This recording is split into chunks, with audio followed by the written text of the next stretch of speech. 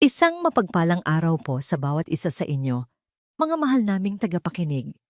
Narito na naman po ang inyong lingkod upang maghatid ng isang kwentong gigising sa ating mga natutulog na damdamin.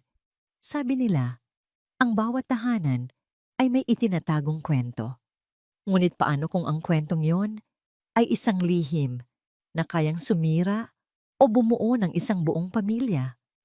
At paano kung ang tanging susi para buksan ang katotohanan ay nasa mga kamay ng isang taong hindi mo aakalain?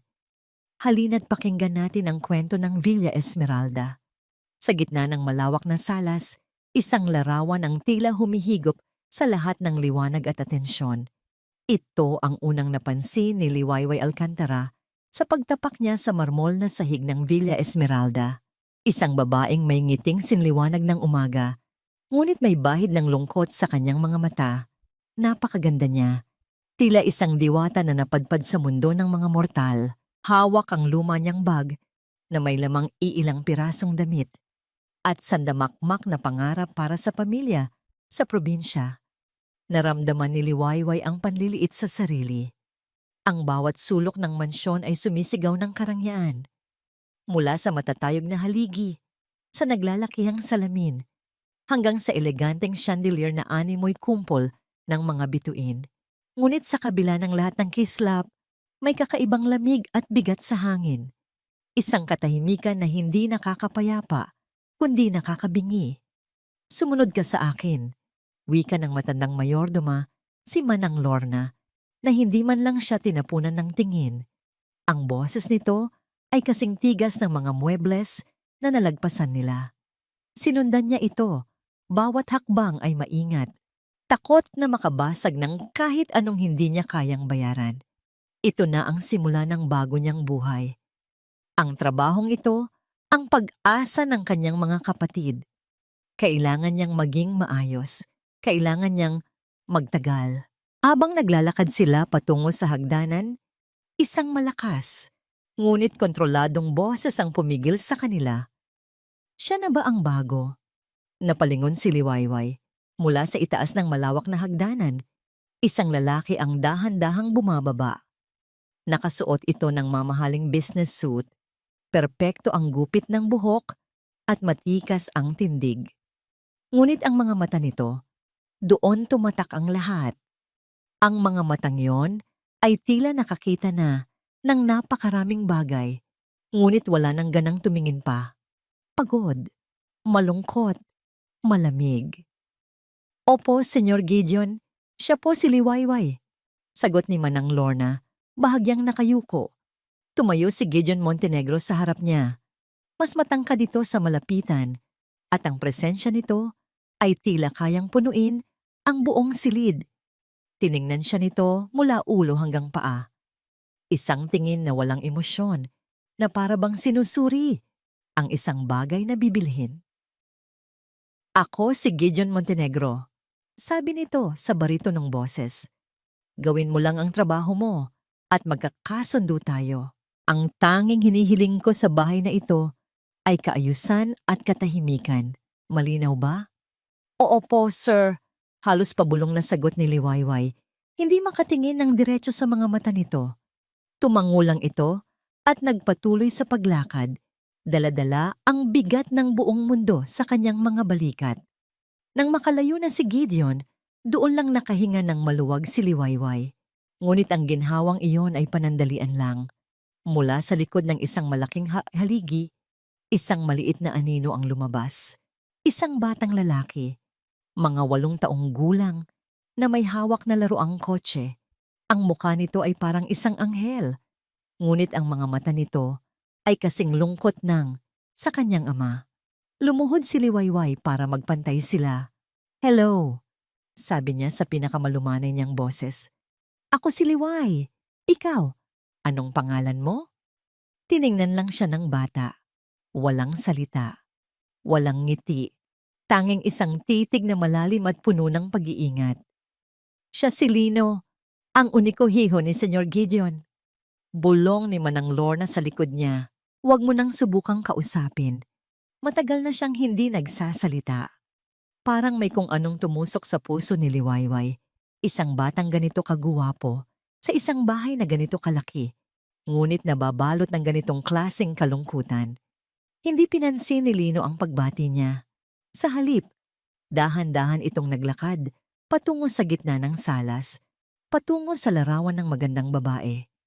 Huminto ang bata sa harap ng painting. Doon, sa ilalim ng tingin ng babae sa larawan, tumayo lang ito. Pagkaraan ng ilang sandali, dahan-dahan nitong itinaas ang kanyang maliit na kamay. Ang kanyang hintuturo ay nanginginig habang itinuturo ang isang partikular na bahagi ng larawan. Hindi ang mukha, hindi ang mga mata, kundi ang isang kumpol ng bulaklak na nakapinta sa gilid ng bestida ng babae.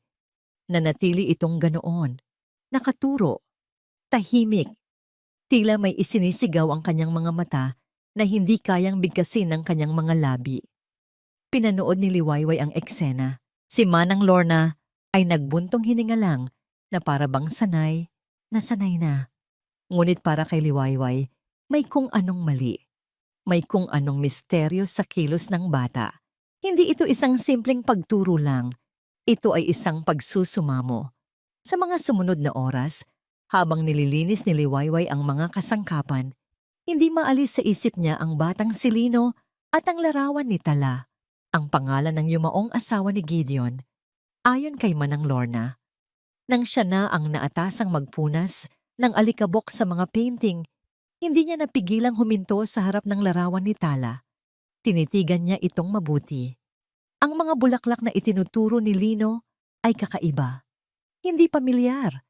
Dahil sa kuryosidad, sinubukan niyang iangat ng bahagya ang mabigat na painting para punasan ang likod nito.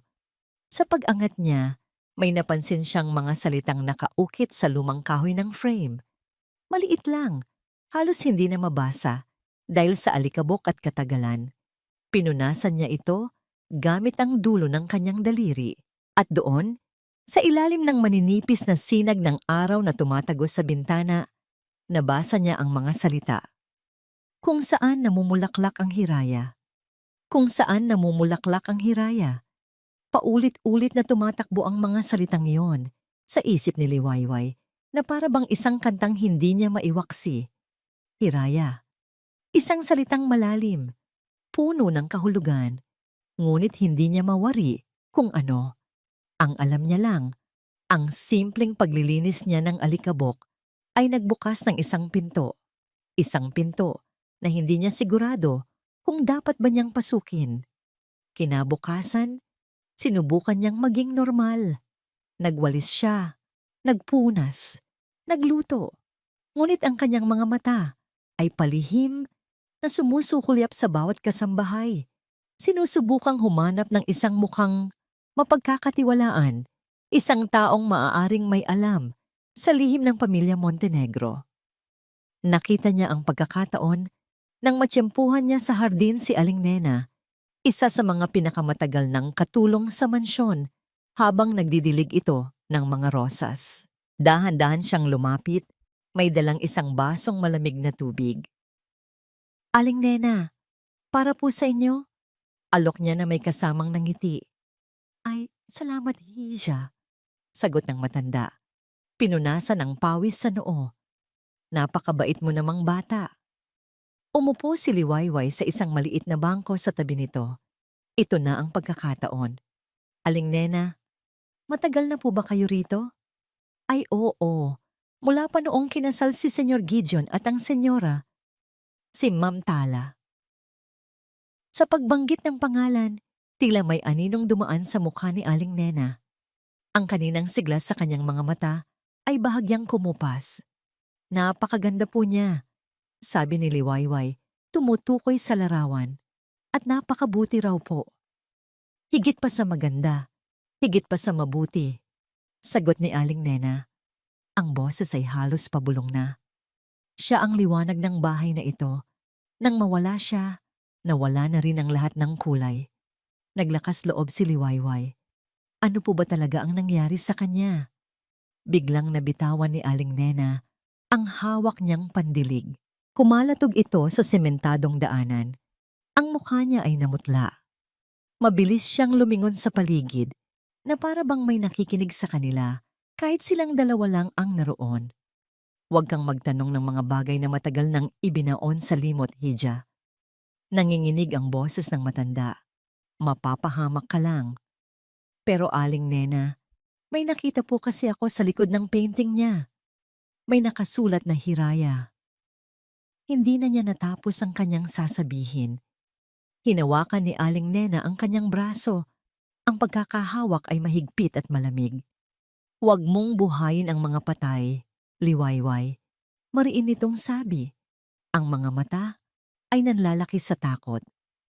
Ang mansyon na ito ay may mga pader na nakakarinig at mga aninong nagmamasid. Manahimik ka na lang kung gusto mong magtagal dito. Pagkasabi niyon, mabilis na tumayo si Aling Nena. Pinulot ang pandilig at halos takbuhin ang daan pabalik sa loob ng mansyon. Iniwan si Liwayway na tulala at mas lalong nalilito. Nang magkaroon siya ng ilang minutong pahinga sa kanyang kwarto, agad niyang kinuha ang kanyang mumurahing cellphone. Nanginginig ang mga daliri niyang nag-type sa search bar. Bulaklak na Hiraya. Walang resulta. Hiraya meaning Tagalog. Lumabas ang kahulugan. Ang bunga ng pag-asa at pangarap. Maganda. Ngunit hindi pa rin sapat. Sinubukan niyang muli. Tala Montenegro Hiraya. Pharmalife Hiraya. Wala. Walang anumang bakas sa internet na para bang ang salitang iyon ay isang kodigo na tanging iilang tao lamang ang nakakaalam ng kahulugan. Napabuntong hininga siya. Ang pader ng katahimikan sa Villa Esmeralda ay mas matibay pa kaysa sa inaakala niya. Nang hapon na yon, habang nag-aayos siya ng mga libro sa estante sa salas, hindi niya maiwasang mapatitig muli sa larawan ni Tala.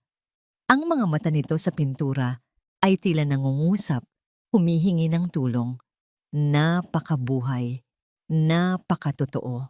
Nasa kalagitnaan siya ng pagmumuni-muni, ng isang malamig na boses ang bumasag sa katahimikan sa likod niya. May problema ba sa lalarawan, Miss Alcantara? Halos mapatalon sa gulat si Liwayway. Paglingon niya, si Gideon Montenegro pala. Nakatayo ito roon, hindi niya namalayan ang pagdating. Ang mga mata nito ay matalim, nakatutok sa kanya. Pagkatapos ay sa painting, at pabalik ulit sa kanya. Wala po, sir. Hinahangaan ko lang po. Napakaganda po kasi ni Ma'am Tala. Isang sarkastikong nangiti ang gumuhit sa labi ni Gideon. Isang nangiting hindi umabot sa kanyang mga mata. Ganoon ba? O baka naman may iba kang hinahanap? Naramdaman ni Liwayway ang pag-akyat ng dugo sa kanyang mukha. Nahalata ba siya? Alam ba nito ang pagtatanong niya? Hindi ko po kayo maintindihan, sir. Humakbang ito palapit. Bawat yabag ay mabigat at may awtoridad. Huminto ito sa tabi niya. Ang tingin ay diretso pa rin sa larawan ng kanyang asawa. Ang kaninang talim sa mga mata nito ay napalitan ng isang bagay na mas komplikado. Isang galit na nababalutan ng matinding pighati. Simple lang ang patakaran dito, Liwayway. Sabi nito, ang boses ay mahinahon, ngunit may diin. Bayad ka para magtrabaho, hindi para mag-usisa. Ang nakaraan ay nakaraan. Hayaan mo itong manatili kung nasaan ito.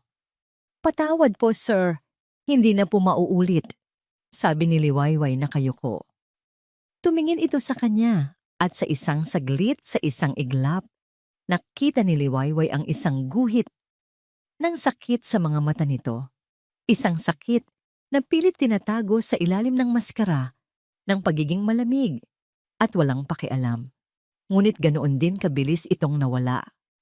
Siguraduhin mo lang, wika nito bago siya tinalikuran at naglakad paalis. Naiwan si Liwayway na nanginginig ang mga tuhod. Ang takot na naramdaman niya mula kay Aling Nena ay dumoble pa dahil sa babala ni Gideon. Tama sila. May panganib sa pag-alam ng katotohanan. Gabi na nang matapos ang kanyang mga gawain. Pagod na pagod, naglakad siya sa pasilyo patungo sa kanyang maliit na silid. Habang dumadaan siya sa tapat ng isang pinto na palaging nakakandado, ang dating silid ni Tala. Ayon sa mga bulong-bulungan, Napansin niyang bahagyang nakaangat ang gilid ng maliit na carpet sa sahig. Dahil sa pagiging masinop, yumuko siya para ayusin ito. Ngunit sa ilalim ng carpet, may naramdaman siyang matigas. Dahan-dahan niyang itinaas ang alpombra. At doon, nakatago sa ilalim, ay isang bagay na kumikinang sa manilaw-nilaw na ilaw ng pasilyo. Isang luma at tansong susi. Hindi ito mukhang ordinaryo. May nakaukit itong maliit na letrang T sa dulo. Pinulot ito ni Liwayway. Ang lamig ng metal ay tila gumapang sa kanyang buong palad. Tumingin siya sa paligid. Walang tao. Pagkatapos, tumingin siya sa pinto ng kwartong nakakandado. Hawak niya ngayon sa kanyang kamay ang isang susi. Isang susi na maaaring magbukas sa silid. At marahil, sa lahat ng mga lihim na itinatago nito, nakatayo si Liwayway sa gitna ng kanyang maliit na kwarto, hawak-hawak ang malamig na tansong susi. Ang bigat nito sa kanyang palad ay tila kasing bigat ng mga lihim na nakakubli sa buong mansyon. Sa isip niya, umalingaw-ungaw ang mga babala. Ang takot sa mga mata ni Aling Nena. Ang diin sa bawat salita ni Senyor Gideon. Gawin mo lang ang trabaho mo. Huwag mong buhayin ang mga patay. Dapat niyang ibalik ang susi. Dapat siyang matulog at magpanggap na walang nakita. Iyon ang tamang gawin. Iyon ang ligtas na gawin. Ngunit pagkatapos ay naaalala niya ang mga mata ni Lino. Isang batang nabubuhay sa mundo ng katahimikan na ang tanging paraan ng pakikipag-usap ay ang pagturo sa isang larawan. Isang ina na ang ngiti sa pintura ay hindi kayang itago ang lungkot sa likod nito. Ang kuryosidad ay isang mapanganib na bagay. Ngunit ang habag ay mas makapangyarihan. Huminga siya ng malalim. Nagdesisyon na siya. Hinintay niyang tumahimik ang buong kabahayan. Hinintay niya ang hating gabi, kung kailan ang tanging maririnig na lang ay ang pagtiktak ng lumang orasan sa pasilyo at ang tibok ng sarili niyang puso na kumakabog sa kanyang dibdib. Dahan-dahan, walang ingay, binuksan niya ang pinto ng kanyang silid. Bawat hakbang niya sa pasilyo ay pinag-isipan. Ang bawat pag-apak sa sahig na kahoy ay isang panganib. Ang mga anino mula sa sinag ng buwan na tumatagos sa bintana ay tila mga multo na nagmamasid. Nang sa wakas ay marating niya ang pinto na palaging nakasara. Sandali siyang natigilan. Ito na yon. Isang hakbang na lang at maaaring magbago ang lahat. Nanginginig ang kamay niyang itinaas ang susi at maingat na ipinasok sa susian. Isang mahinang kalansing. Pagpihit niya, isang tunog ng kalawang at katandaan ang kanyang narinig.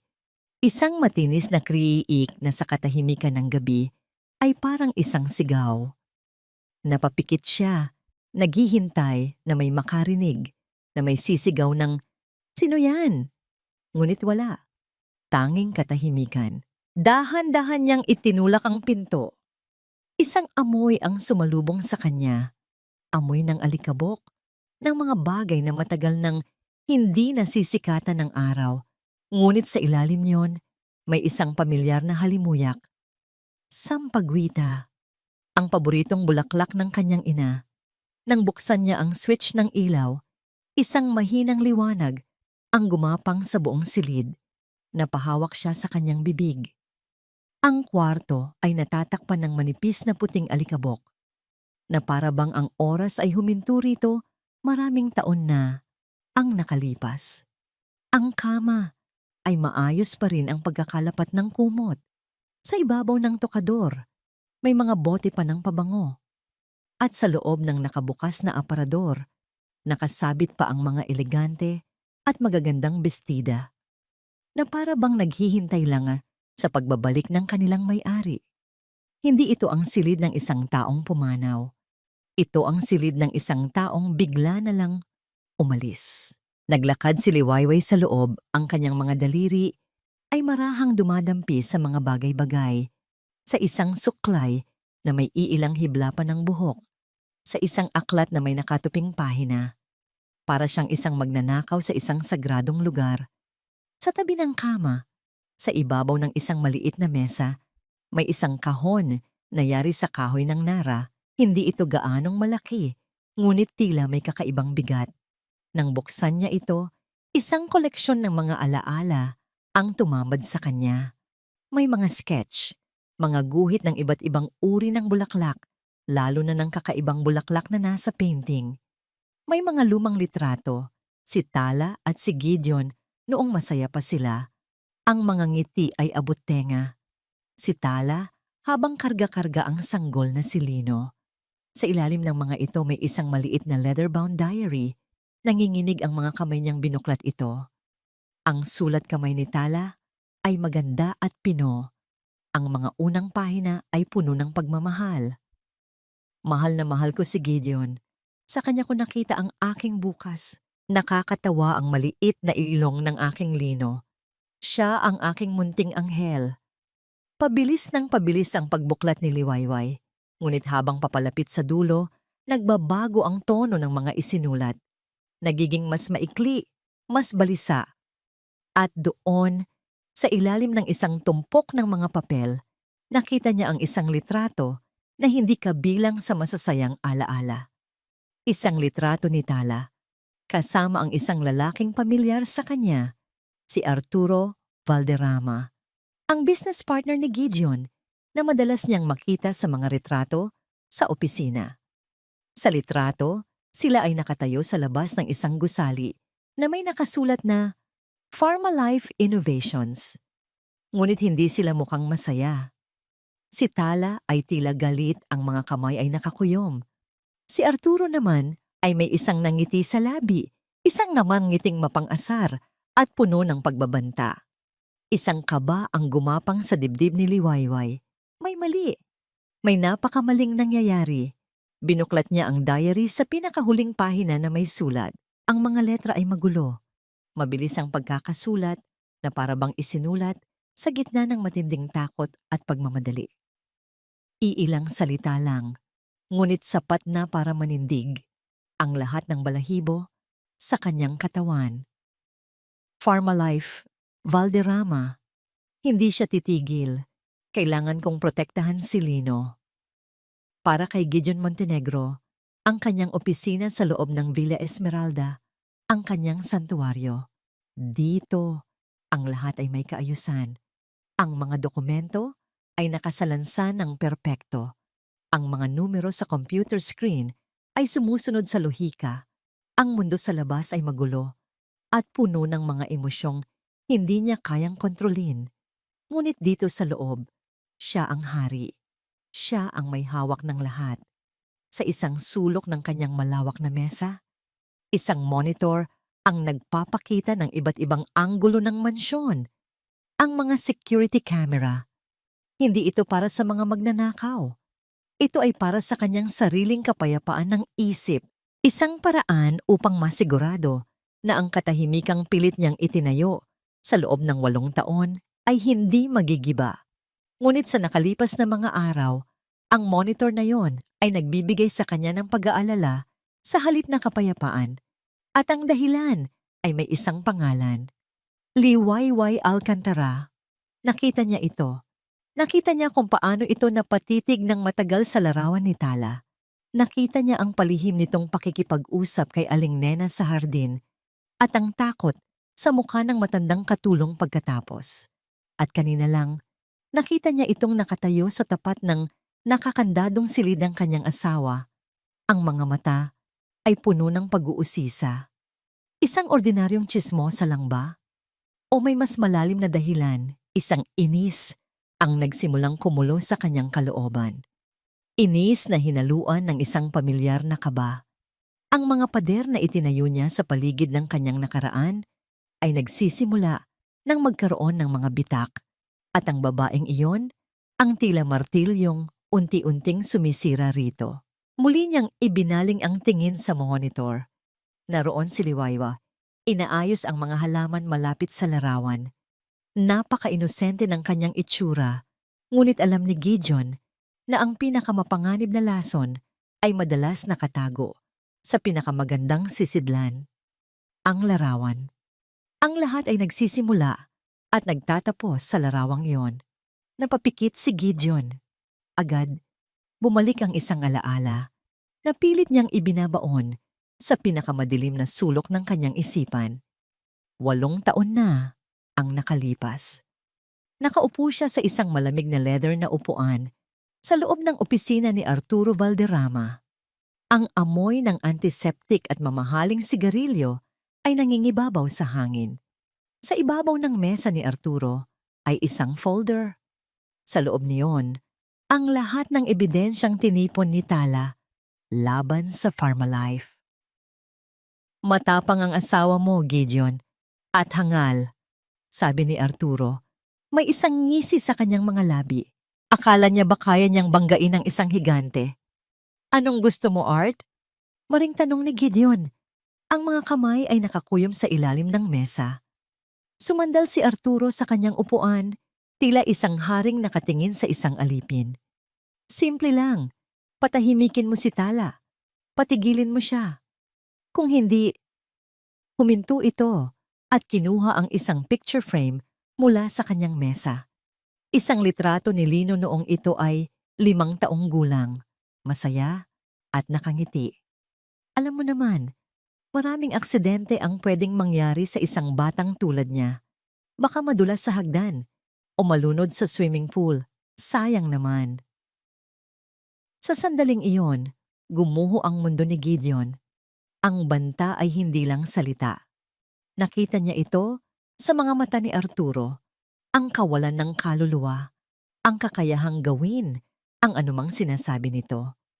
Nagmulat si Gideon, ang kanyang paghinga ay mabilis at mababaw. Hanggang ngayon, nararamdaman pa rin niya ang lamig ng takot na gumapang sa kanyang likod ng mga sandaling iyon. Ang pagpili ay malinaw, kahit gaano pa kasakit ang buhay ng kanyang anak o ang katotohanan. Pinili niya ang kanyang anak at ang desisyong yon ang sumira sa kanyang pamilya, sa kanyang sarili. Biglang tumunog ang kanyang private line, isang numero na hindi nakarehistro. Nag-alinlangan siya, ngunit sinagot din ito. Hello? Isang boses mula sa kabilang linya. Pamilyar, ngunit bahagyang binago ng teknolohiya. Malamig at walang emosyon. Siguraduhin mong nakasara ang baul, Gideon. Naniga si Gideon sa kanyang kinaupuan. Kilala niya ang boses na yon. Ang boses na yon ang bumubulabog sa kanyang mga bangungot. Baka may mga daga na sinusubukang magbukas nito. Arturo, halos pabulong na, sabi ni Gideon. Ang galit ay nangingibabaw na sa kanyang takot. Isang mahinang tawa ang narinig niya. Mag-ingat ka, kaibigan. Baka ang susunod na aksidente ay hindi na lang isang babala. Tuot, tuot, tuot, nawala ang tawag. Ibinagsak ni Gideon ang telepono. Tama na, sobra na ang daga. Ang babaeng iyon. Kailangan niyang paalisin si Liwayway. Ngayon din, bago pa mahuli ang lahat, buo ang desisyon, mabilis siyang tumayo. Ang bawat hakbang niya palabas ng opisina ay mabigat sa galit at determinasyon. Tatawagin niya si Manang Lorna. Ipapaempake ang mga gamit ng babae at palalayasin ito kahit hating gabi. Hindi niya hahayaang masira ang lahat dahil lang sa isang mausisang katulong. Nasa itaas na siya ng hagdanan, handa nang bumaba, nang may marinig siyang isang tunog. Isang tunog na matagal na niyang hindi naririnig sa loob ng mansyon. Isang tunog na halos kinalimutan na niya kung paano pakinggan. Isang mahinang boses na nagbabasa ng kwento. At pagkatapos, isang tawa. Isang mahinang pigil, ngunit totoong tawa ng isang bata. Dahan-dahan, lumapit siya sa barandilya at sumilip sa ibaba. Doon, sa sahig, sa tabi ng sofa, nakaupo si Liwayway na may hawak na aklat pambata. At sa tabi niya, nakasandal sa kanyang balikat ay si Lino, ang kanyang anak na hindi nagsasalita, hindi ngumingiti, hindi nagpapakita ng anumang emosyon. Ngunit ngayon, ang mga labi nito ay nakaawang sa isang ngiti, isang tunay malawak na ngiti habang nakaturo sa mga makukulay na larawan sa libro. Natigilan si Gideon. Ang galit sa kanyang dibdib ay biglang napalitan ng isang bagay na mas komplikado. Isang pagkalito, isang kirot, ang babaeng itinuturing niyang panganib, ang babaeng kailangan niyang paalisin para protektahan ang kanyang anak. Siya rin ang dahilan kung bakit, sa unang pagkakataon, sa loob ng napakahabang panahon, nakita niyang muling ngumiti ang batang iyon. Nakatayo lang siya roon, sa dilim, isang anino na nagmamasid. Ang desisyong kanina lang ay napakalinaw. Ngayon ay nagkawatak-watak na. Paano niya itataboy ang nag-iisang tao na tila kayang abutin ng kanyang anak sa mundong binuo nito ng katahimikan? Ang ngiti ni Lino ay isang imaheng hindi mabura sa isip ni Liwayway. Iyon ang naging panggatong niya, ang nagbigay sa kanya ng lakas ng loob na suungin ang panganib. Ang babala ni Sr. Gideon ay malinaw, ngunit ang tawag ng katotohanan at ang pag-asang maibalik ang ngiti sa mga labi ng isang batang nalunod sa kalungkutan ay mas malakas. Nang sumunod na araw, humingi siya ng isang araw na pahinga. Idinahila ng isang kamag-anak na kailangan niyang dalawin sa Maynila. Puno ng pag-aalinlangan, pumayag si Manang Lorna. Bago umalis, maingat na itinupi ni Liwayway ang iilang pahina mula sa diary ni Tala at ang pinakamalinaw na sketch ng kakaibang bulaklak. Isinilid niya ito sa kanyang pitaka na para bang ito ang pinakamahalagang kayamanan sa mundo. Ang kanyang destinasyon, isang maliit na coffee shop malapit sa isang unibersidad, kung saan siya makikipagkita kay Maya, ang kanyang matalik na kaibigan na kumukuha ng kursong botany. Wow, Liway! Sosyal ka na! Sa mamansyon na nagtatrabaho, bati ni Maya nang magkita sila. Ang ngiti nito ay kasing init ng kapeng in-order nila. Ngumiti lang si Liwayway, ngunit hindi nito maitago ang kaba sa kanyang mga mata. Matapos ang ilang minutong kumustahan, inilabas niya ang mga nakatuping papel. Maya, kailangan ko ng tulong mo, sabi niya. Ang boses ay bahagyang nanginginig. Alam mo ba kung anong bulaklak ito? Kinuha ni Maya ang sketch. Agad na nawala ang mapaglarong ngiti sa kanyang mukha at napalitan ito ng matinding interes. Dahan-dahan niyang sinuri ang bawat detalye ng guhit. Grabe! Bulong ni Maya. Ang mga mata ay nanlalaki sa pagkamangha. Sinong gumuhit nito? Napakagaling! Bawat detalye, ang hugis ng talulot, ang pagkakaayos ng mga dahon, pati ang maliliit na ugat. Perpekto. Para itong kuha mula sa isang textbook. Sa tingin mo, anong pangalan nito? Tanong ni Liwayway, halos hindi humihinga. Sumimsim muna si Maya sa kanyang kape. Ang tingin ay hindi pa rin inaalis sa papel. Iyan ang problema, Liway. Sa lahat ng napag-aralan ko, sa lahat ng librong nabasa ko, ngayon ko lang nakita ang bulaklak na ito. Hindi ito pamilyar. Isang shiwang ang dumaan sa puso ni Liwayway. Ito na ba ang dulo ng kanyang paghahanap? Pero teka, sabi ni Maya, na tila may naisip. Inilabas nito ang kanyang laptop. Subukan natin sa university database. Baka isang rare species na hindi pa gaanong dokumentado. Mabilis na nag-type si Maya. Ang mga daliri ay sanay na sanay sa keyboard. Lumipas ang ilang minuto ng paghihintay na para bang isang oras para kay Liwayway. Tanging ang tunog ng pag-type at ang mahinang musika sa coffee shop ang maririnig. Wala sa local database. Sabi ni Maya, kumunot ang noo. Wala rin sa Southeast Asian Floral Registry. Teka, biglang huminto si Maya. Nag-zoom in ito sa isang lumang artikulo.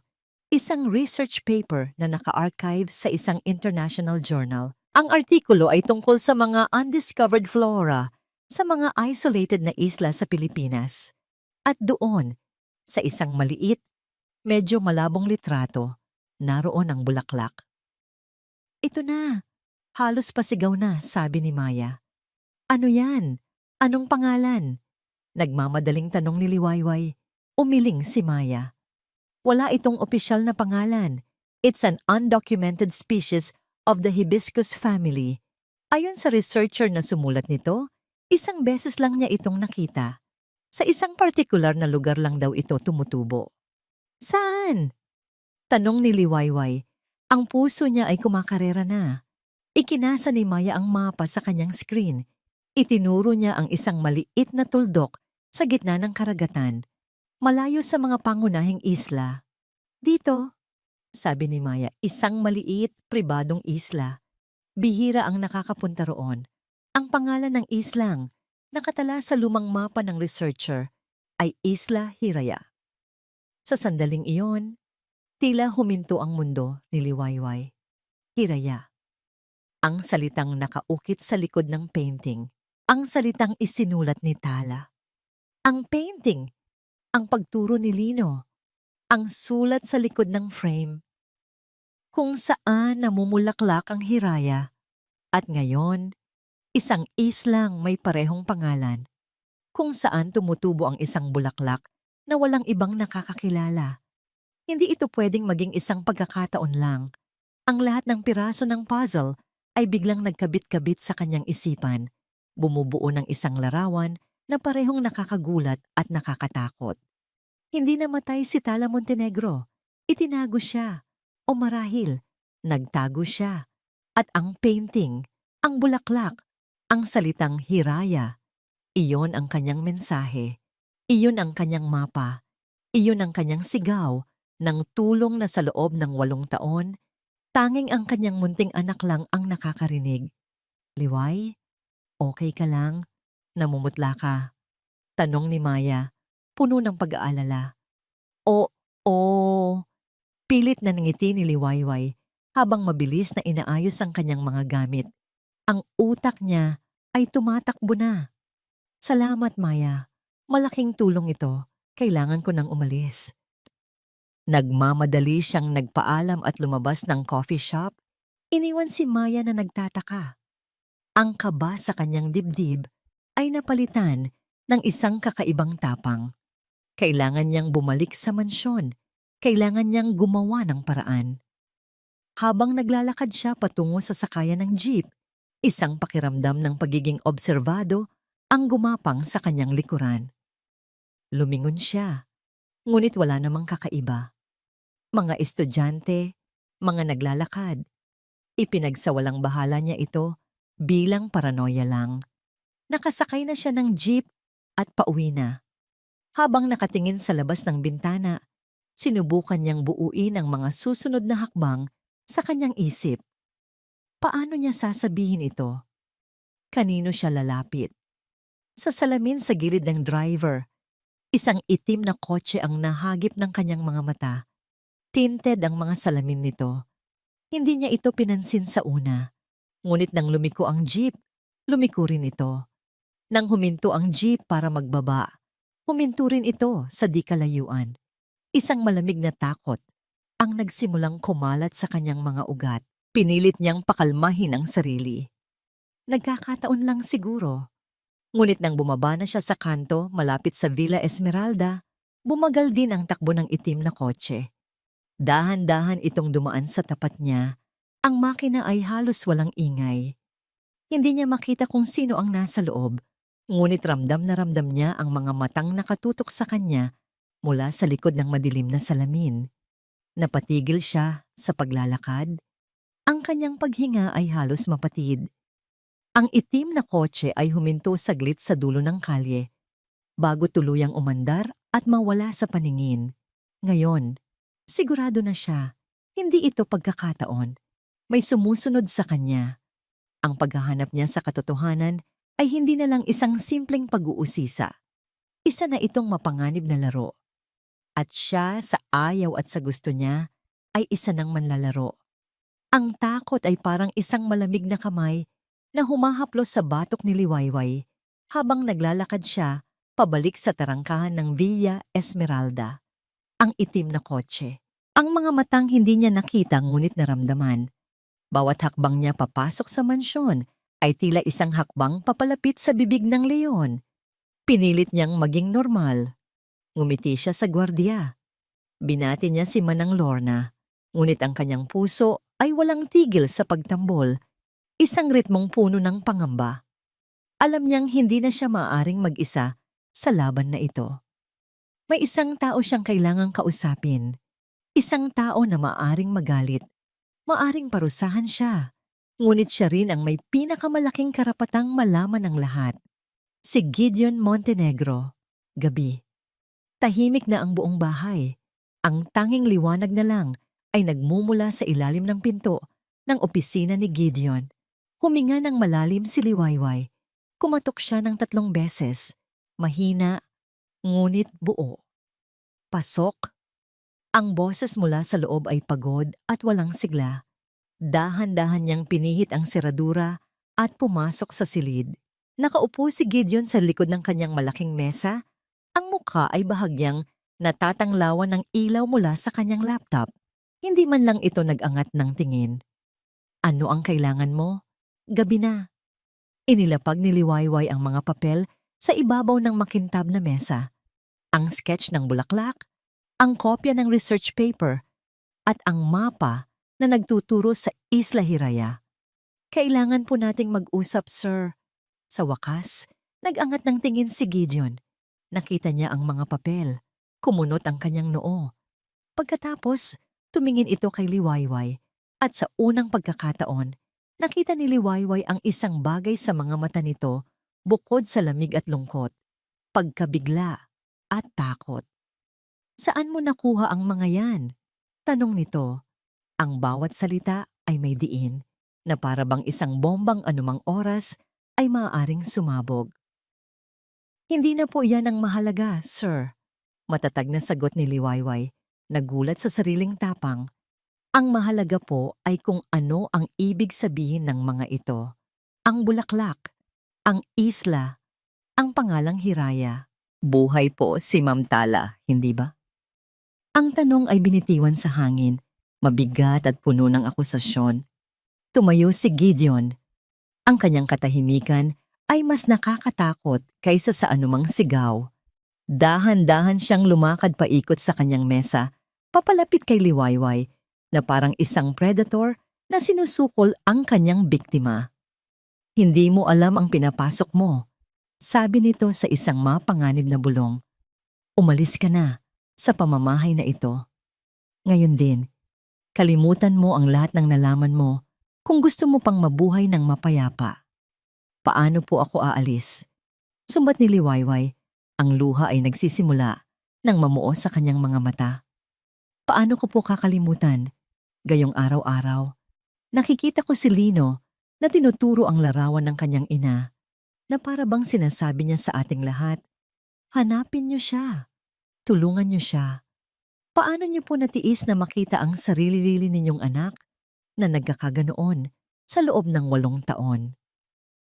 Ang mga salitang iyon ay tumama kay Gideon na parang isang malakas na sampal. Napahinto siya. Ang maskara ng galit sa kanyang muka ay unti-unting nabakbak at ang lumabas ay isang bagay na mas masakit panoorin. Ang hubad na katotohanan ng kanyang pagdurusa. Napahawak siya sa gilid ng mesa na para bang iyon na lang ang pumipigil sa kanya na bumagsak. Huminga siya ng malalim. Isang hingang tila nagmula pa sa kaibuturan ng kanyang kaluluwa. Oo, pag-amin niya. Ang boses ay basag at puno ng pait. Buhay si Tala. Ang pag-amin ay parang isang kulog na yumanig sa buong silid. Napatakip si Liwayway sa kanyang bibig kahit pa alam na niya ang sagot. Ang marinig ito mula mismo sa bibig ni Gideon ay ibang usapan. Umupo si Gideon sa silya. Ang kaninang tikas at awtoridad ay biglang naglaho. Sa isang iglap, hindi na siya ang makapangyarihang CEO, kundi isang ordinaryong lalaki na binibigatan ng mundo. Hindi ko siya itinago. Pagpapatuloy niya, ang tingin ay nakatutok sa kawalan. Pinilit ko siyang magtago at doon nagsimula siyang magkwento. Ang kwento ng pagtuklas ni Tala sa mga ilegal na gawain sa Pharmalife. ang pagtatangka nitong ilabas ang katotohanan, at ang pagbabanta ni Arturo Valderrama. Hawak niya ako sa leeg, liwayway, sabi ni Gideon. Ang boses ay puno ng pagsisisi. Ipinakita niya sa akin ang mga litrato ng mga tauhan niyang palihim na sinusundan si Lino. Sa eskwelahan, sa parke, sinabi niya sa akin, isa lang sa kanila ang pipiliin mo, Gideon. Ang asawa mong bayani o ang anak mo. Anong gagawin ko? Anong gagawin ng isang ama? Ang mga luhang kanina pa, pinipigilan ni Liwayway ay tuluyan ng bumagsak. Ang galit na nararamdaman niya para kay Gideon ay napalitan ng isang bagay na mas malalim. Awa. Kaya pumayag ako sa plano niya. Dagdag ni Gideon, itatago namin si Tala sa isang lugar na walang sino mang makakaalam. Ipapaalam sa lahat na namatay siya sa isang aksidente. Kapalit ng kanyang pananahimik, ang kaligtasan ni Lino. Ang Isla Hiraya, bulong ni Liwayway. Tumango si Gideon. Isang islang pag-aari ng pamilya namin na matagal nang inabandona. Doon ko siya itinago mula sa mundo, mula sa sarili naming anak. Hinilamos niya ang kanyang mga palad sa mukha. Ang bigat ng 8 taong pagkakasala ay halatang halata. Araw-araw, sabi niya, araw-araw, pinapatay ko ang sarili ko sa pag-iisip. Kung tama ba ang desisyon ko, araw-araw, nakikita ko ang pagkawala ng liwanag sa mga mata ng anak ko at alam kong ako ang dahilan. Ako. Isang katahimikan ang bumalot sa kanila. Isang katahimikang puno ng sakit, pagsisisi, at 8 taon ng mga luhang hindi iniyak. Biglang, sa gitna ng katahimikang yon, tumunog ang telepono sa mesa ni Gideon. Ang kanyang private line. Nagkatinginan sila ni Liwayway, parehong may masamang kutob. Dahan-dahang inangat ni Gideon ang telepono. Gideon, sabi ng boses sa kabilang linya. Ang boses na narinig niya sa kanyang bangungot. Ang boses ni Arturo Valderrama. May naramdaman akong kakaiba sa hangin, Gideon. Tila may nagbabago sa ihip nito. Nanigas ang buong katawan ni Gideon. Napatingin siya kay Liwayway. Ang mga mata ay nanlalaki sa takot. Sana'y wala kang ginagawang mangmang. Pagpapatuloy ni Arturo, ang boses ay kalmado, ngunit puno ng pagbabanta. Dahil alam mo kung sino ang unang masasaktan kapag nagsimulang humangin ng malakas. Hindi ba, kaibigan? Ang mga salita ni Arturo Valderrama ay parang kamandag na nanatili sa hangin ng opisina. Matagal pagkatapos, ibaba ni Gideon ang telepono. Napasuntok si Gideon sa kanyang mesa. Isang suntok na hindi nagpakita ng lakas, kundi ng kawalan ng pag-asa. Wala na, bulong niya sa sarili. Alam na niya. Nahuli na niya tayo bago pa man tayo magsimula.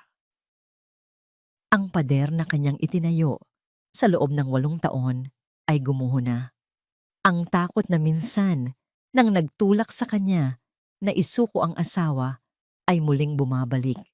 Mas malakas, mas nakakaparalisa. Napaupo siya, ang mukha ay isinubsob sa kanyang mga palad. Talo na naman siya. Ngunit sa pagkakataong ito, hindi siya nag-iisa sa silid. Hindi pa po. Isang boses ang bumasag sa kanyang pag-iisip. Nag-angat ng tingin si Gideon. Nakatayo roon si Liwayway.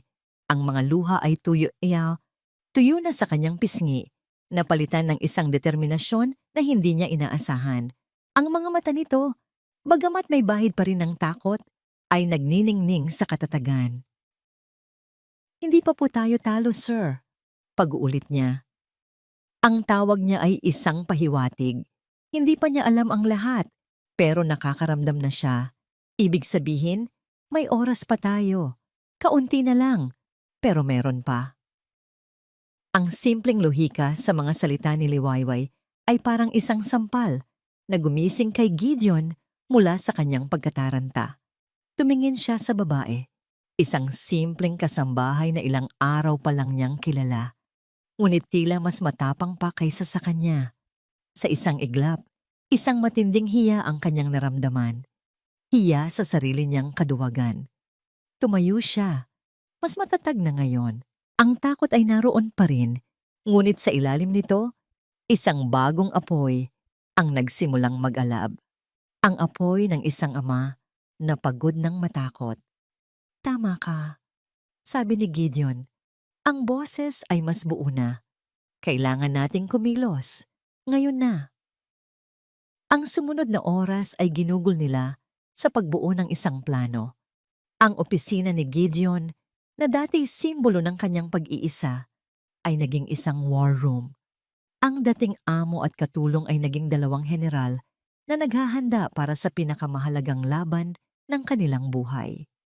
Hindi tayo pwedeng dumaan sa mga legal na paraan, sabi ni Gideon habang naglalakad-lakad. Lahat ng charter services, lahat ng daungan, may mata si Arturo roroon. Kailangan natin ng isang bagay na hindi matutunton. Kinuha niya ang kanyang telepono at nag-dial ng isang numero mula sa kanyang memorya, hindi mula sa contacts. Matapos ang ilang sandali, isang magaspang na boses ang sumagot. Mang Berto, sabi ni Gideon, kailangan ko ng pabor. Isang malaking pabor.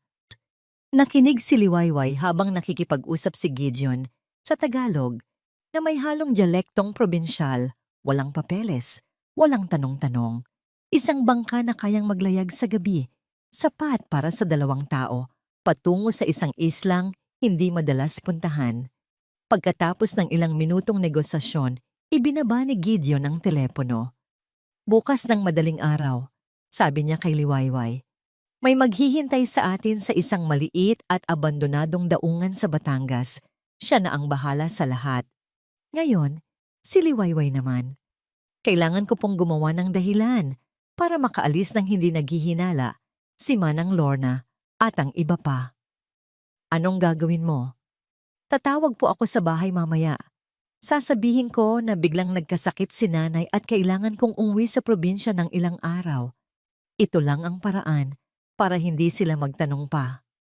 Tumango si Gideon, humahanga sa bilis ng pag-iisip ng dalaga. Ang lahat ay unti-unting nabubuo. May panganib, ngunit mayroon na ring pag-asa. Nang matapos ang lahat ng paghahanda, isang katahimikan ang muling namayani sa pagitan nila.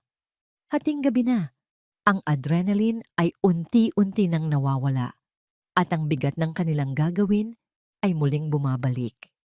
Liwayway, basag ni Gideon sa katahimikan. Ang boses ay mas mahinahon na ngayon. Tumingin siya sa dalaga, hindi na bilang amo, kundi bilang isang tao na may malaking utang na loob. Bakit mo ginagawa ito? Pwede kang umalis na lang. Pwede mong sabihin na wala kang alam. Bakit mo isinusugal ang buhay mo para sa pamilyang hindi mo naman kaano-ano? Tumingin si Liwayway sa labas ng bintana, sa madilim na hardin ng mansyon. Dahil po nakita ko kung paano ninyo tingnan si Lino kapag akala ninyo ay walang nakakakita. Mahinang sagot niya. Nakita ko po ang lungkot sa mga mata ninyo. Nakapareho ng lungkot sa mga mata niya. Walang sino man, lalo na ang isang bata, ang dapat magdala ng ganoong kabigat na pasanin. Humarap siya kay Gideon at dahil po naniniwala ako na hindi pa huli ang lahat para ayusin ang mga nasira.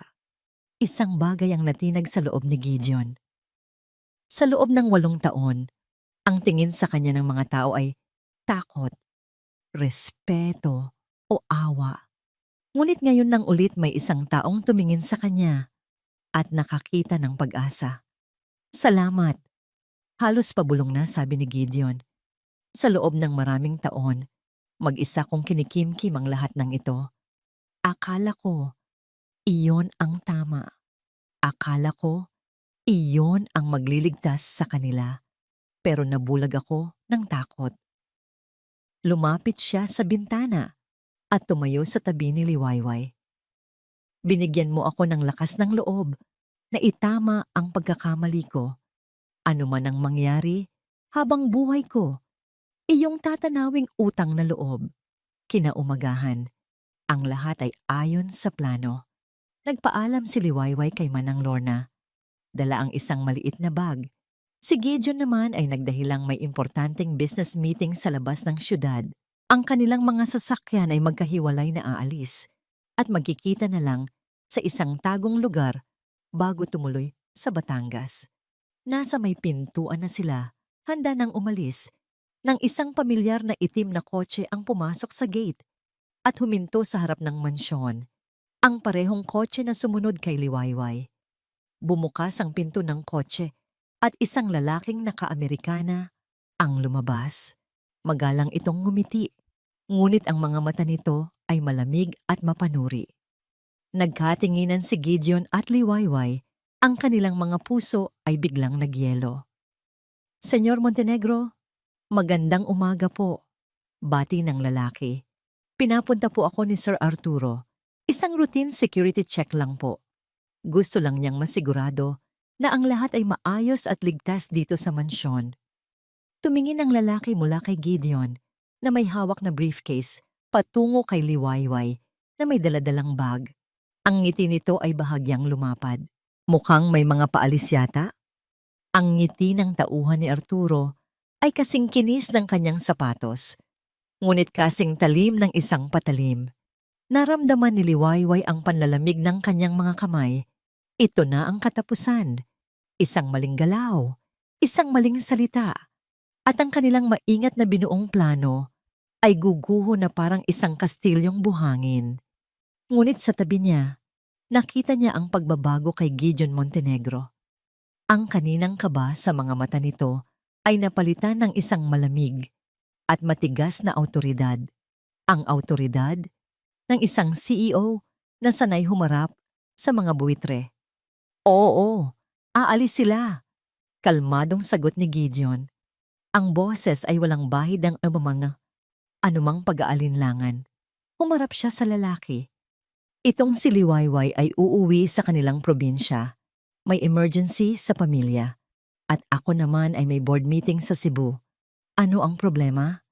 Bahagyang natigilan ang lalaki sa direktang tanong. Wala naman po, sir. Gaya po ng sabi ko, routine check lang po. Kung gayon, tapusin mo na ang routine check mo at makaalis ka na. Maring sabi ni Gideon, hindi inaalis ang tingin sa lalaki. Nagmamadali kami. Ayokong mamiss ang flight ko.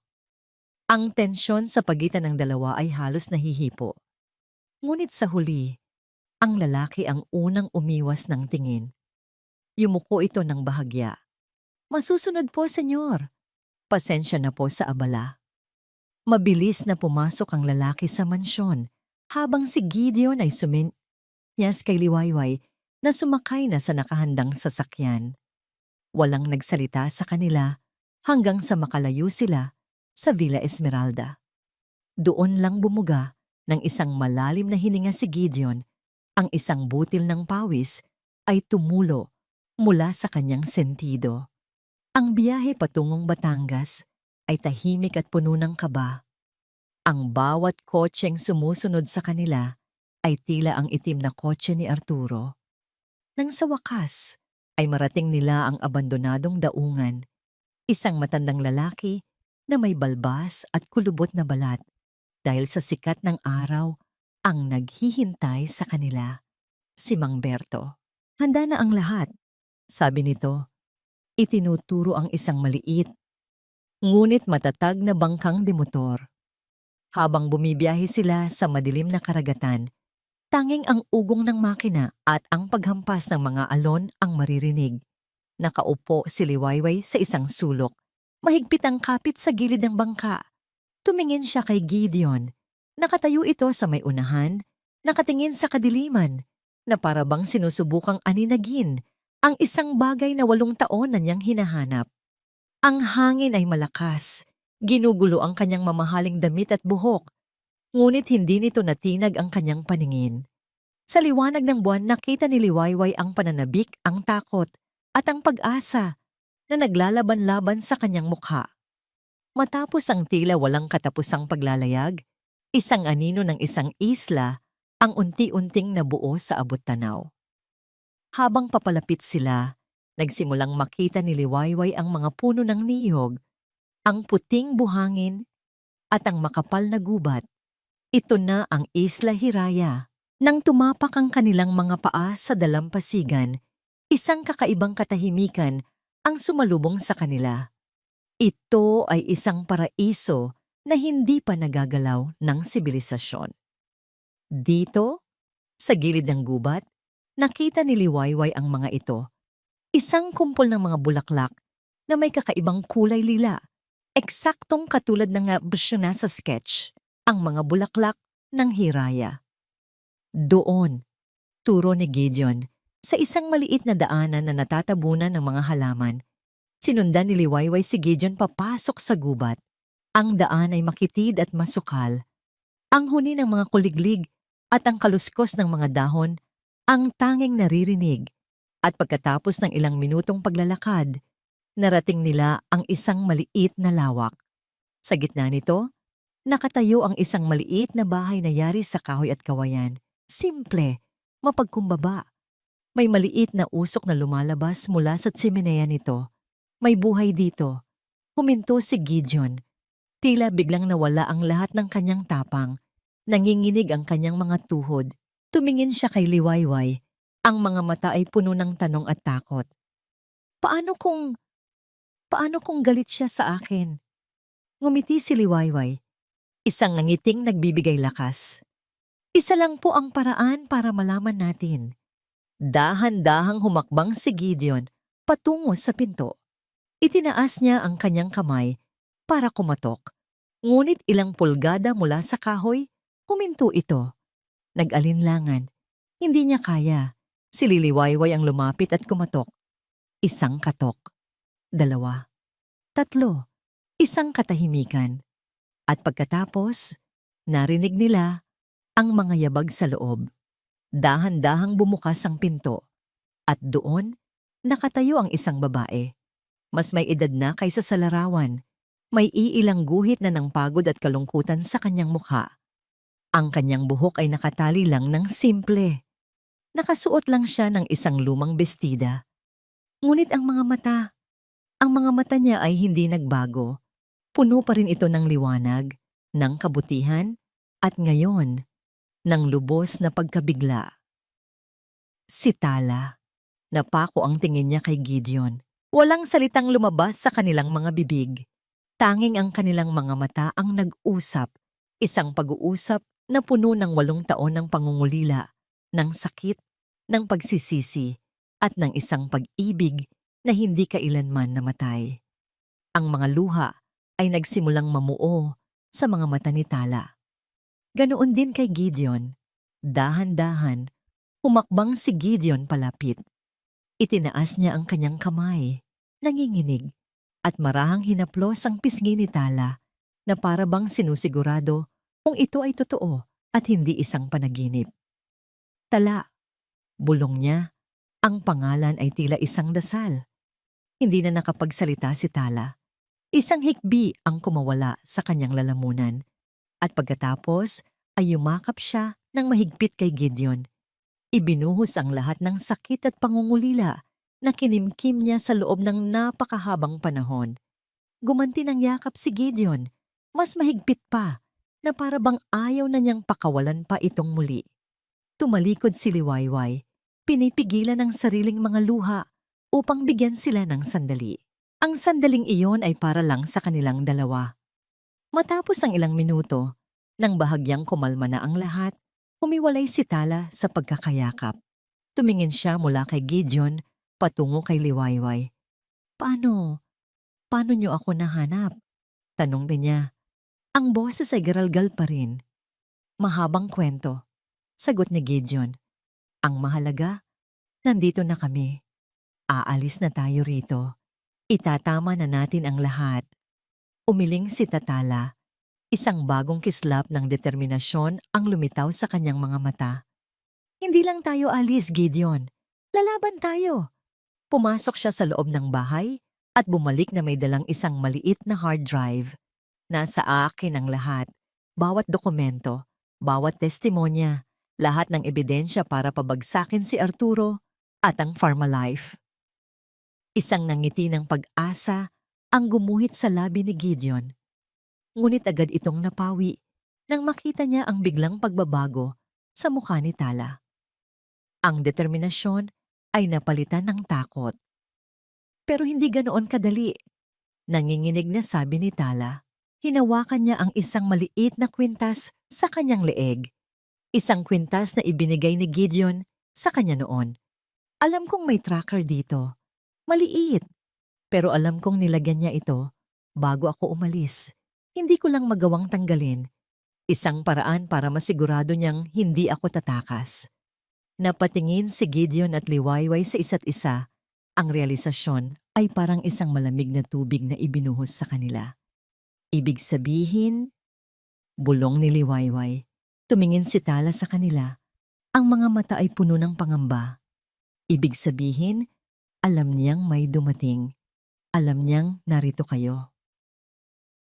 Ang mga salita ni Tala ay parang isang kidlat na gumuhit sa katahimikan ng isla. Alam niyang narito kayo. Walang sino man ang nagsalita, ngunit ang bawat isa sa kanila ay narinig ito. Ang papalapit na ugong ng isang mabilis na speedboat, sinasagupa ang katahimikan ng umaga. Kailangan nating umalis.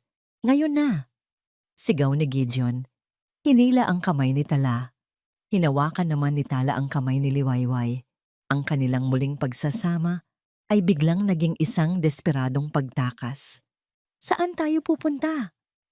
Tanong ni Liwayway habang tumatakbo sila palayo sa kubo, pabalik sa masukal na gubat. May isa pang daan sa kabilang bahagi ng isla. Sagot ni Tala na siyang nangunguna. Kabisado niya ang bawat puno at bawat baging. Isang maliit na kuweba kung saan pwede tayong magtago. Tumatakbo sila.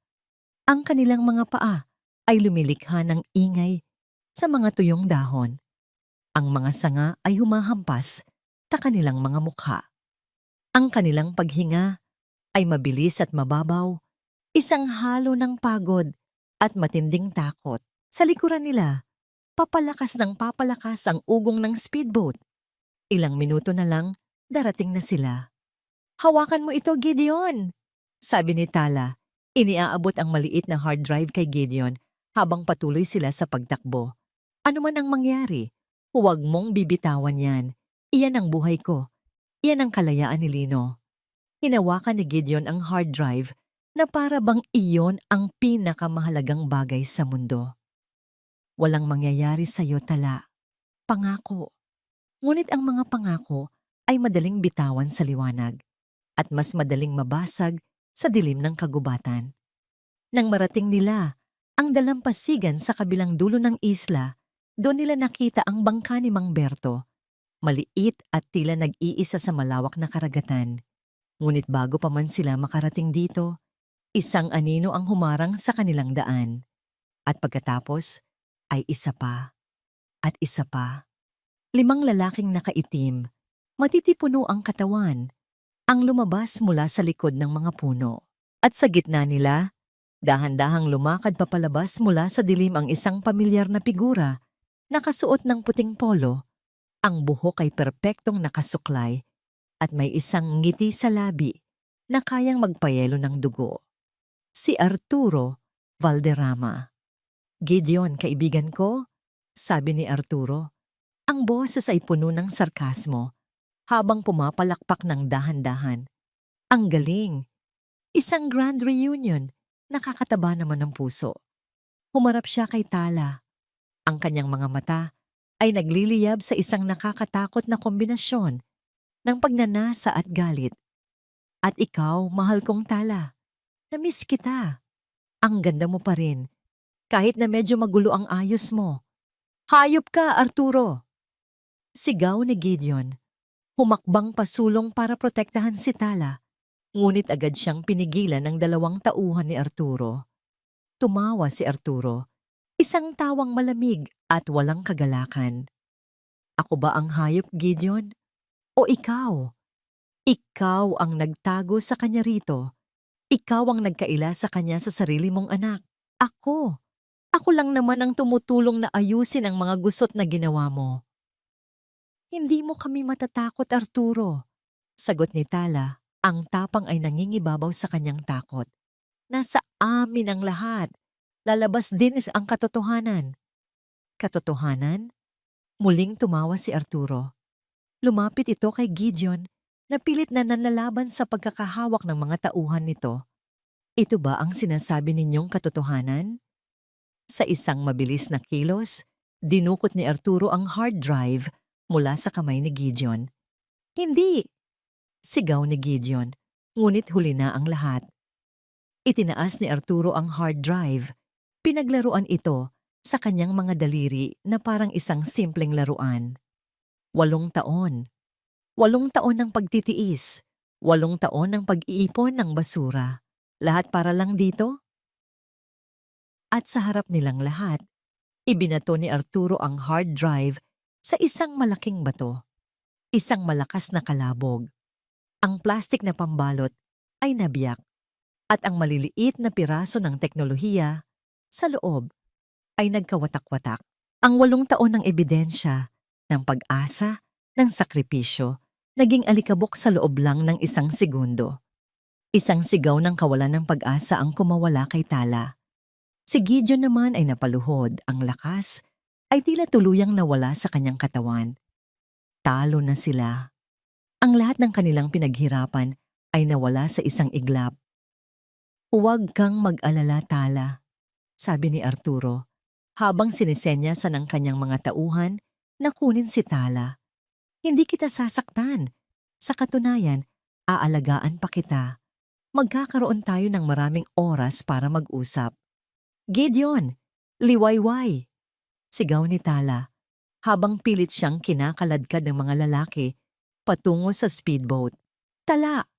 Sigaw pabalik ni Gideon. Sinusubukang tumayo. Sinusubukang lumaban, ngunit masyado na siyang mahina. Kapwa sa pisikal at emosyonal. Hinila ni Arturo si Tala palapit sa kanya. Hinarap niya si Gideon sa huling pagkakataon. Ang kanyang mukha ay puno ng tagumpay. Salamat sa pagdala sa akin sa huling piraso ng puzzle, Gideon, sabi niya. Ang galing mo talagang kaibigan. Ngayon, panoorin mo kung paano ko wawasakin ang lahat ng mahalaga sa'yo, simula sa anak mo. Ang mga salitang yon ay tumusok sa puso ni Gideon na parang isang kutsilyo. Si Lino. Sumakay si Arturo sa speedboat kasama ang bihag na si Tala. Mabilis itong umandar. Lumilikha ng malalaking alon. Papalayo sa isla. Papalayo sa kanila. Naiwan si Gideon at liwayway sa dalampasigan. Basa sa pawis, puno ng mga galos at basagang puso. Ang pag-asang kanina lang ay abot kamay na nila ay naging isang bangungot. Ang tanging naririnig na lang ay ang paghampas ng alon sa dalampasigan at ang unti-unting paghina ng ugong ng papalayong speedboat. Nawala na si Tala. Nawala na ang ebidensya. At ang kanilang anak, si Lino, ay nasa panganib. Lahat ay nawala. Ang biyahe pabalik mula sa Isla Hiraya ay isang paglalayag sa dagat ng kawalan ng pag-asa. Wala nang nagsalita. Si Mang Berto ay nagmamaneho ng tahimik. Ramdam ang bigat ng kabiguan. Si Liwayway ay nakaupo sa isang sulok. Nanginginig pa rin. Hindi dahil sa lamig ng hangin, kundi dahil sa lamig ng takot. Ngunit ang pinakamasakit panoorin ay si Gideon. Nakaupo siya na parang isang estatwang bato. Ang tingin ay nakatutok sa papasikat na araw. Ngunit halatang hindi niya ito nakikita. Ang kanyang mga mata ay blanko. Puno ng mga imahe ng pagkatalo. Ang basag na hard drive, ang sigaw ni Tala, at ang pinakamasakit sa lahat, ang banta ni Arturo sa kanyang anak.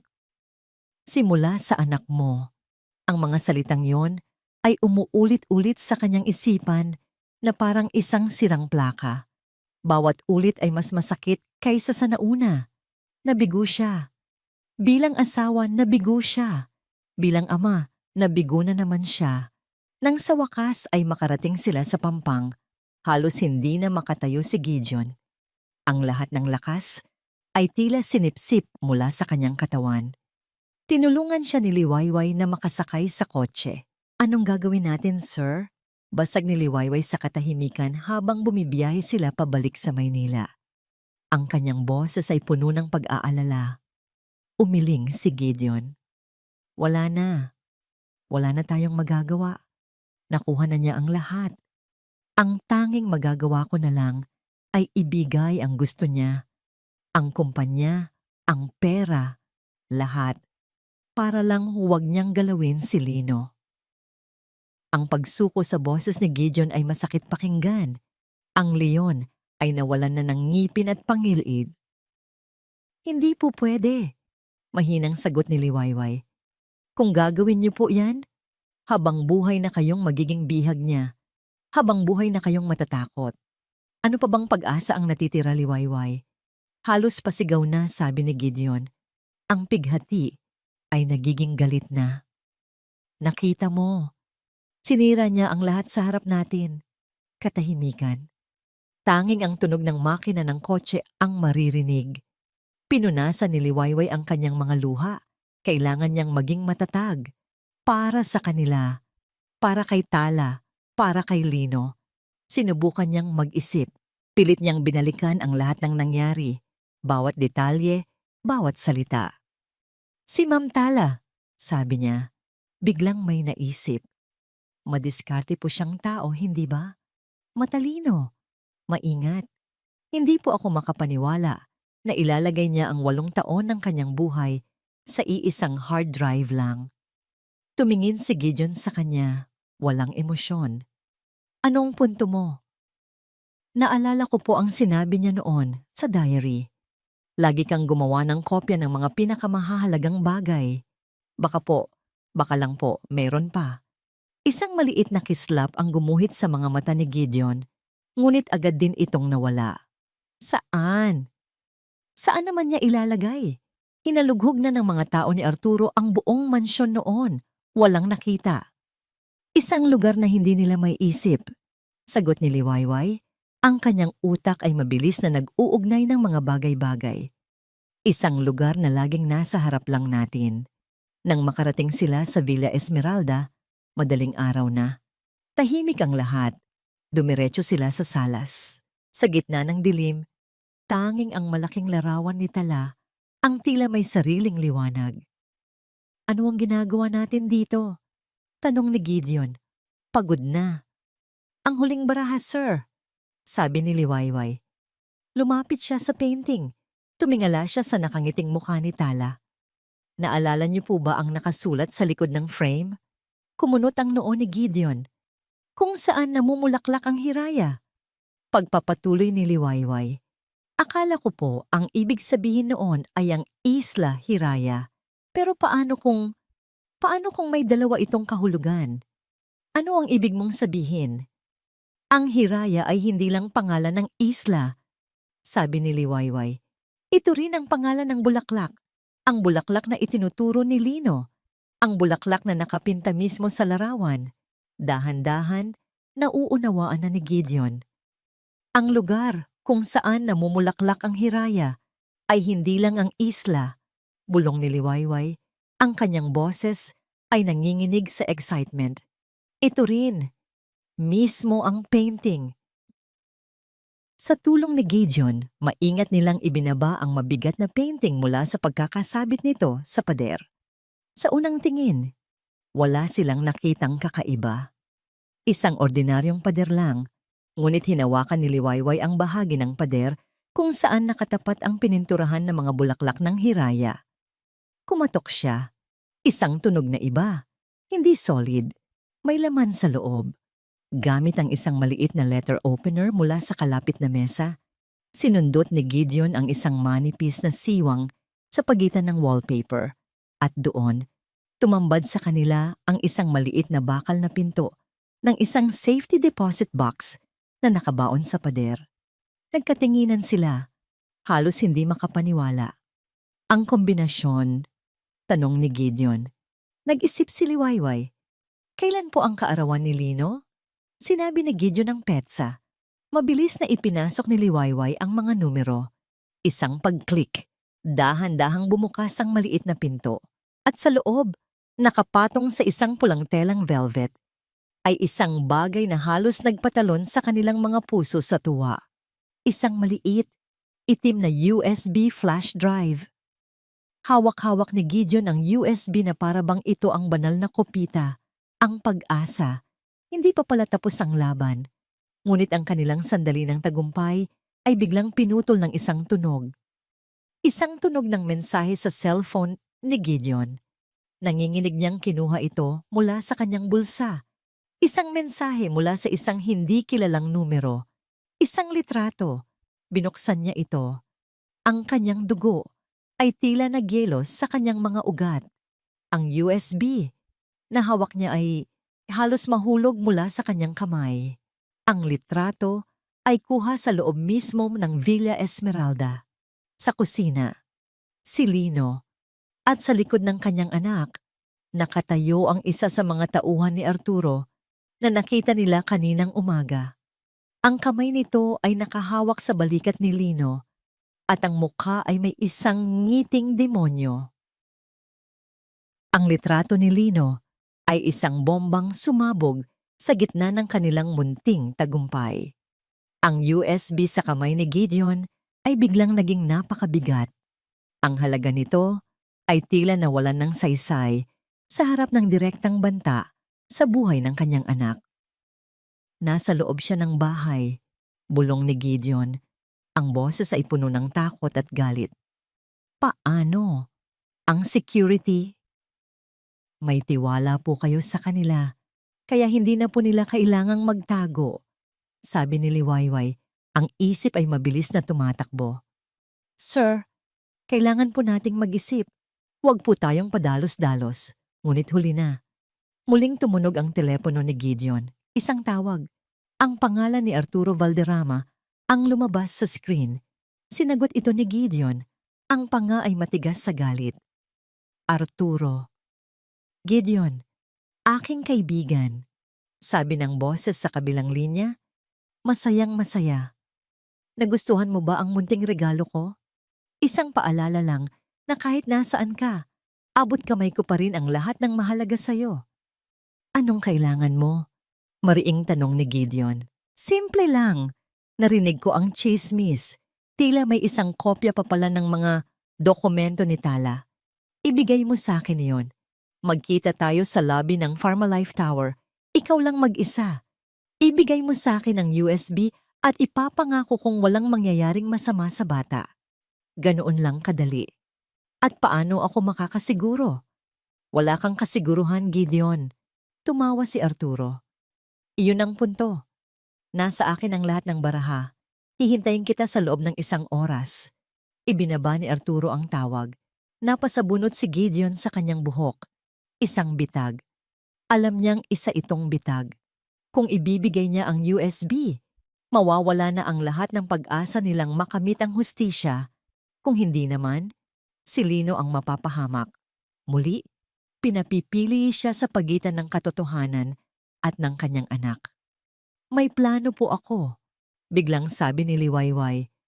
Ang kanyang mga mata ay may kakaibang kislap. Tumingin sa kanya si Gideon, puno ng pagdududa. Pumunta po kayo, sabi ni Liwayway. Gawin niyo po ang gusto niya. I-delay niyo siya. Kausapin niyo siya. Patalagalin niyo ang usapan. Ako na po ang bahala kay Lino. Paano? Mapanganib? Mas mapanganib po kung wala tayong gagawin. Giit ni Liwayway. Kilala ko na po ang routine ng mga tao sa bahay. Alam ko kung saan sila nagpapahinga. Magtiwala po kayo sa akin, sir. Tinitigan ni Gideon si Liwayway. Ang babaeng ito, na ilang linggo pa lang na bahagi ng kanilang buhay, ay handang isugal ang lahat para sa kanila. Isang tapang na matagal na niyang kinalimutan. Tumango siya. Ito ang kanilang huling pagkakataon. Habang naghahanda si Gideon na umalis, palihim siyang tumawag sa isang pinagkakatiwalaan niyang kontak sa National Bureau of Investigation. Ipinasa ang lahat ng impormasyon. Isang sugal, ngunit wala ng ibang paraan. Ang lobby ng Pharmalife Tower ay malawak at malamig. Gawa sa salamin at asero, isang monumento sa kapangyarihan ni Arturo.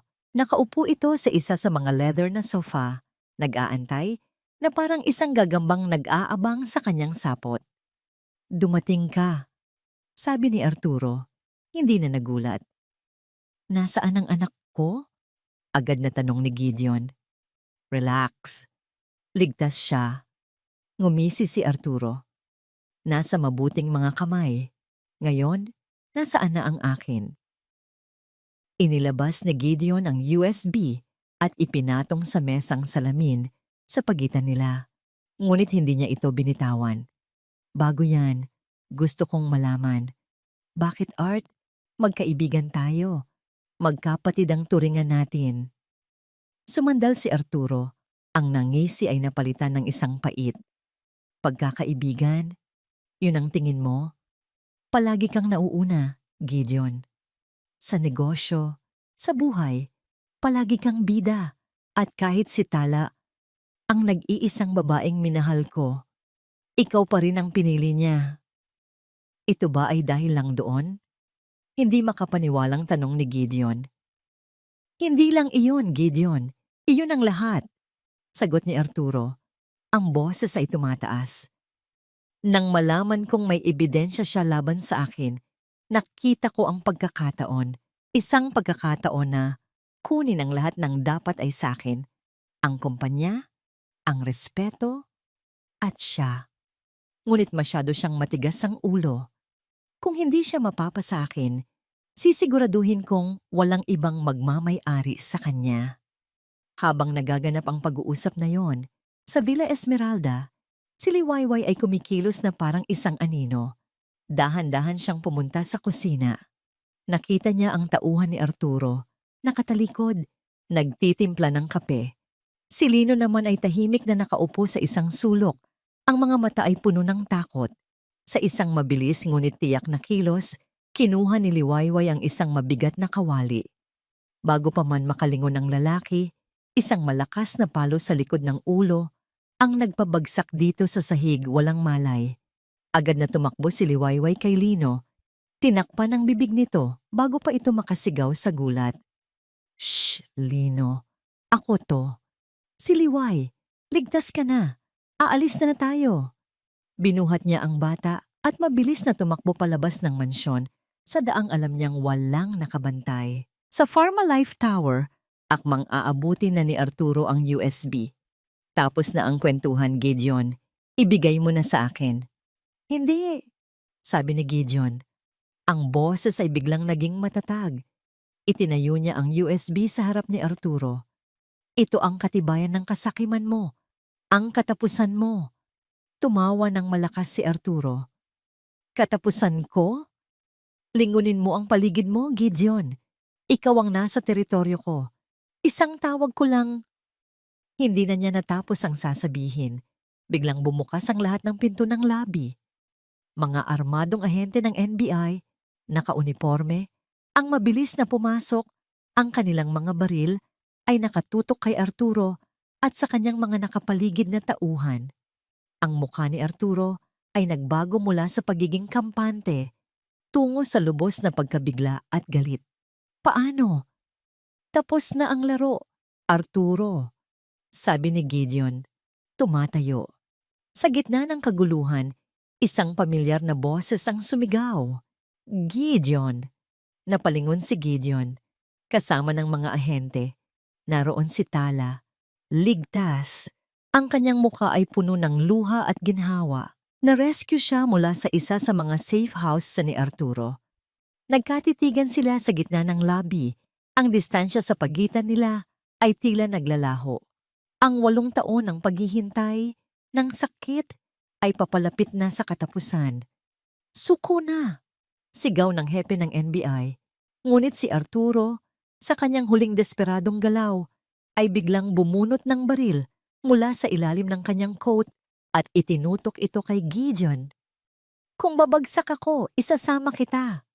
Isang putok at isa pang putok. Ang unang putok ay mula sa baril ni Arturo, itinutok kay Gideon. Ngunit bago pa man tumama ang bala, isang anino ang mabilis na gumalaw, ang hepe ng NBI. Ang pangalawang putok ay mula sa kanya. Tumama ang bala sa balikat ni Arturo. Napasigaw ito sa sakit at nabitawan ang baril. Bago pa man ito makakilos muli, dinamba na siya ng mga ahente. Ang paghahari ng kasinungalingan at takot ni Arturo Valderrama ay nagwakas sa sahig na marmol ng kanyang sariling imperyo. Sa gitna ng kaguluhan, ang tanging nakita ni Gideon ay si Tala. Tumatakbo palapit sa kanya. Nagyakap sila.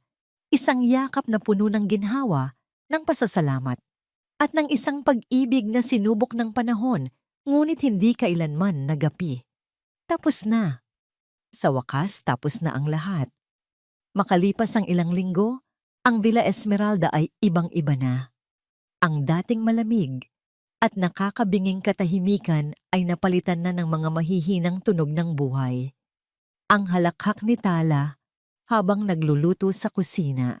Ang tunog ng mga pahina ng libro na binubuklat ni Gideon sa salas, hindi na para sa negosyo, kundi para sa kasiyahan. Ang mga bintana ay nakabukas. Hinahayaang pumasok ang sikat ng araw at ang sariwang hangin. Ang agahan, na dati isang formalidad na ginagawa sa magkahiwalay na oras, ay naging isang sagradong ritual. Ngayong umaga, nakaupo silang apat sa hapagkainan, si Gideon, si Tala, si Lino, at si Liwayway. Pinapanood ni Liwayway ang pamilya sa kanyang harapan. Si Gideon at Tala ay madalas magkatinginan, mga ngiting hindi na kailangan ng salita. Ang 8 taon ng pagkawalay ay nag-iwan ng mga pilat, ngunit unti-unti na itong naghihilom. Muli nilang pinag-aaralan kung paano maging mag-asawa, kung paano magtiwala, kung paano magpatawad. At si Lino, ang batang si Lino. Hindi pa rin ito nagsasalita, ngunit ang mga mata nito ay hindi na kasing lungkot ng dati. Mayroon ng kislap. Minsan, nahuhuli siyang nakangiti habang pinapanood ang kanyang mga magulang na nag-uusap. Ang bigat sa kanyang munting dibdib ay unti-unti nang gumagaan. "Liway," sabi ni Tala. Inilalapag ang isang tasa ng mainit na tsokolate sa harap niya. Napag-usapan namin ni Gideon. Tumingin si Gideon sa kanya. Ang kanyang mga mata ay puno ng sinseridad. "Gusto naming manatili ka rito, Liwayway. Hindi bilang katulong, kundi bilang bahagi ng pamilya. Utang namin sa iyo ang pangalawang pagkakataong ito." Isang mainit na pakiramdam ang gumapang sa puso ni Liwayway. Ito ang pamilyang hindi niya inaasahan. Ito ang tahanang natagpuan niya sa hindi inaasahang pagkakataon. Ngunit sa kabila ng alok, alam niya sa kanyang sarili kung ano ang dapat niyang gawin. Umiling siya ng marahan, isang magalang na ngiti sa kanyang mga labi. Maraming salamat po. Higit pa po yan sa inaasahan ko.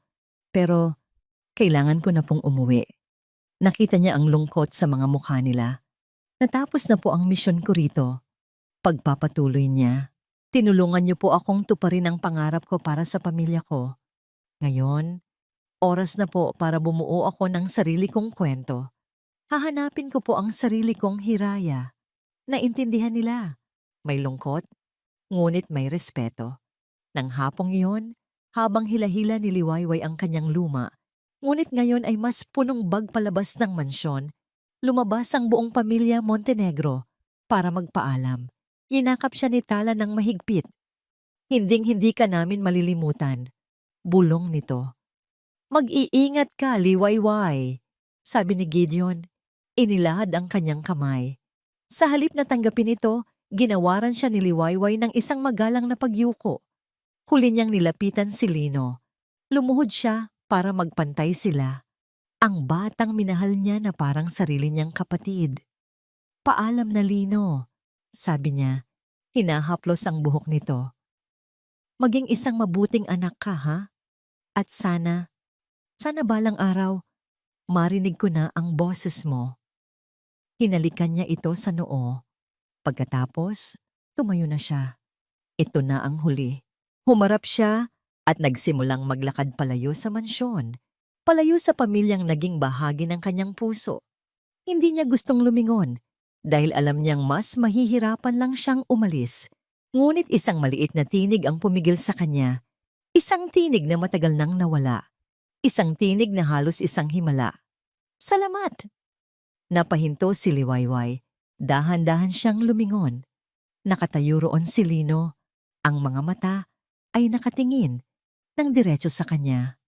Sa tabi nito, si Gideon at Tala ay napahawak sa kanilang mga bibig. Ang mga mata ay nanlalaki sa pagkabigla at tuwa. Ang mga luha ay malayang dumadaloy sa kanilang mga pisngi. Muling bumuka ang bibig ni Lino. Tumingin ito sa kanyang mga magulang.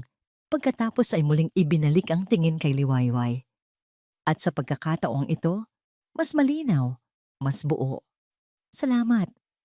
Ang isang salita. Ang unang salita sa loob ng 8 taon. Isang ngiti ang sumilay sa mga labi ni Liwayway. Isang ngamang ngiti na puno ng luha, ng kaligayahan. Hindi na niya kailangan pang lumingon muli. Tumakbo si Lino patungo sa kanyang mga magulang at niyakap sila. Isang yakap na sa wakas ay buo na. Nagpatuloy si Liwayway sa paglalakad. Papalabas ng gate, papalayo sa Villa Esmeralda. Ngunit sa pagkakataong ito, ang daladala niya ay hindi na lang mga gamit sa isang bag. Daladala niya ang tunog ng unang salita ni Lino. Ang imahe ng isang pamilyang muling nabuo. At ang init ng isang umagang puno ng pag-asa. Ang kanyang Liwayway ay nagsisimula pa lang. At dito po nagtatapos ang ating kwento. Isang kwento na nagpapatunay na ang pag-ibig ng pamilya, kapag hinaluan ng tapang at katotohanan, ay kayang lampasan ang pinakamadilim na nakaraan at paghilumin ang pinakamalalim na sugat. Ang aral ng kwento para sa araw na ito ay simple lang po. Huwag tayong matakot na harapin ang katotohanan, gaano man ito kasakit. Dahil ang katotohanan, tulad ng araw, ay may kakayahang itaboy ang lahat ng anino at magbigay daan sa isang bagong umaga. Maraming salamat po sa inyong walang sawang pagsubaybay at pakikinig. Kung mayroon po kayong komento o mungkahi o kung anong uri ng kwento ang gusto ninyong marinig sa susunod, huwag po kayong mag-atubiling i-comment sa ibaba. Ang inyong boses ay mahalaga po sa amin. Hindi dito nagtatapos ang ating paglalakbay. Marami pa pong kwentong kasing ganda at mas puno ng aral dito sa aming channel. Kung nagustuhan nyo ang kwentong ito, i-like, i-share sa pamilya at mga kaibigan at mag-subscribe na rin para lagi kayong updated sa mga susunod pa naming kwento. I-click nyo ang notification bell para kayo ang unang makarinig kapag may bago kaming upload.